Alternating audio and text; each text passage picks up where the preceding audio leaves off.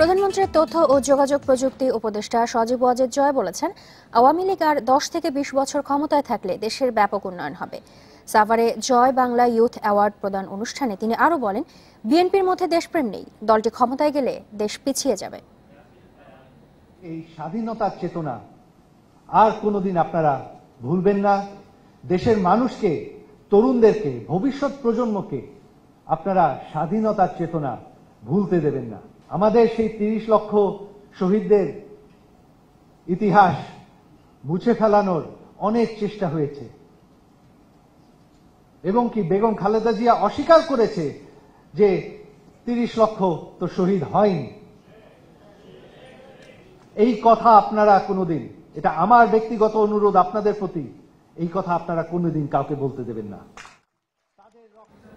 সিলেটে অভ্যন্তরীণ কোন্দলের জেরে 1 মাসে 2 ছাত্রলীগ কর্মী খুনের ঘটনায় ক্ষোভ প্রকাশ করেছেন আওয়ামী লীগের সাধারণ সম্পাদক ওবায়দুল কাদের।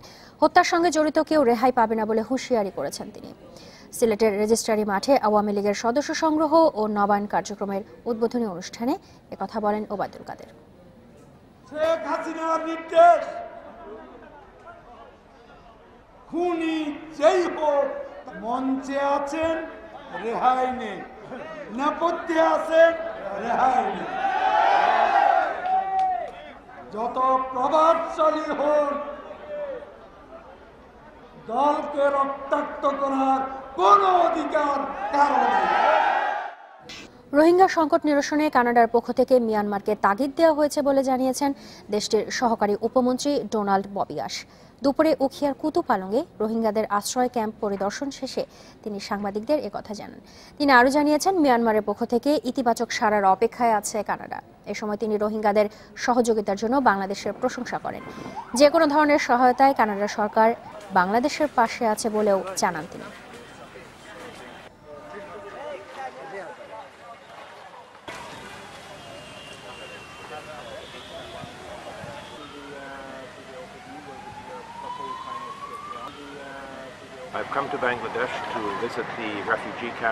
রোহিঙ্গা পরিস্থিতি দেখতে আমরা এখানে এসেছি।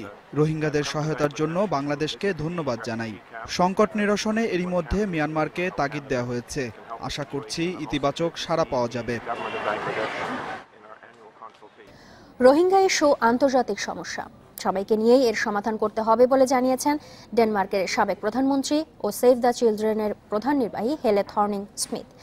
কুতুপালংয়ে রোহিঙ্গা আশ্রয় কেন্দ্র পরিদর্শন করে রাজধানীতে ফিরে সংবাদ সম্মেলনে তিনি একথা জানান।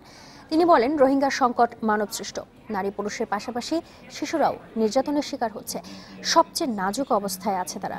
রোহিঙ্গাদের সহযোগিতায় সেভ দ্য চিলড্রেন নানা উদ্যোগ নিয়েছে বলে জানান তিনি।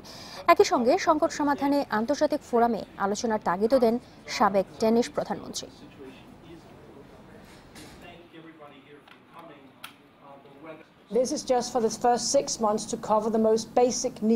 এটি দীর্ঘমেয়াদী সমস্যা। প্রথম 6 মাসে আমরা চেষ্টা করব রোহিঙ্গা শিশুদের মৌলিক অধিকার নিশ্চিত করতে। বাংলাদেশ সরকারের একার পক্ষে এই পরিস্থিতি মোকাবেলা কঠিন।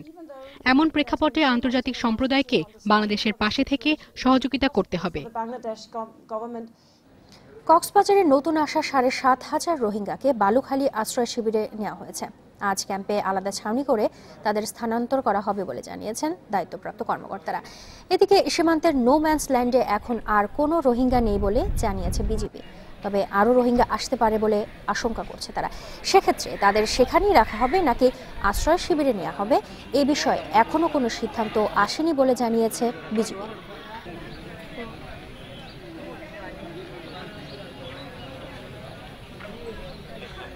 হচ্ছে রাস্তায় থেকে তো বেলা বাড়ার সাথে সাথে কিন্তু এই পরিস্থিতিটা কিছুটা উন্নতি লাভ করে এবং যে বিকল গাড়িগুলো ছিল মহাসড়কে সেই গাড়িগুলো সরিয়ে ফেলার পর এখন কিন্তু ঢাকামুখী যে গাড়ি চলাচল সেটি চলতে শুরু করেছে। তবে টাঙ্গাইল দিয়ে গাড়ির চাপ রয়েছে এবং সেই অংশ দিয়ে এখন ধীরগতিতে গাড়ি চলছে।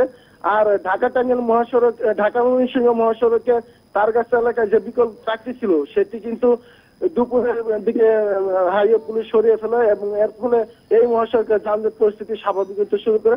তবে আরেকটি বিষয় আপনাকে জানিয়ে রাখি যে প্রবল বৃষ্টিপাত এবং মহাসড়কের বিভিন্ন স্থানে ছোট বড় গর্ত থাকার কারণে কিন্তু সেখানে পানি জমে আছে। এর ফলে কিন্তু যানবাহন চলাচলে ব্যাহত হচ্ছে।